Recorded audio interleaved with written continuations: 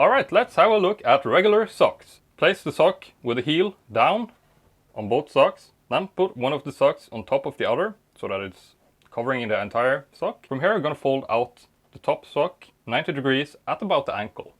If you have really long socks, feel free to move the 90-degree fold further up to compensate. If you have really thick socks, feel free to move it further down to compensate for the thickness. And from here we're going to turn the socks so that the toes face us, and we're going to roll up. Make sure you grab hold of both layers of sock here, and you don't really need to roll it very tightly, but a little bit of firm grasp doesn't hurt the sock.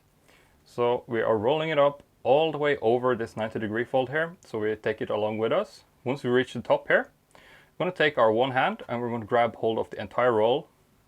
Make sure you grab hold of the end of the roll and lift it up like this. So from here we're going to take our free hand and we are going to gently stuff it inside the elastic of the sock. We're going to fold it over the rest of the sock like this.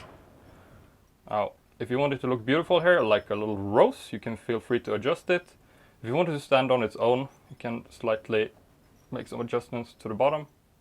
And there you have a beautiful little rose.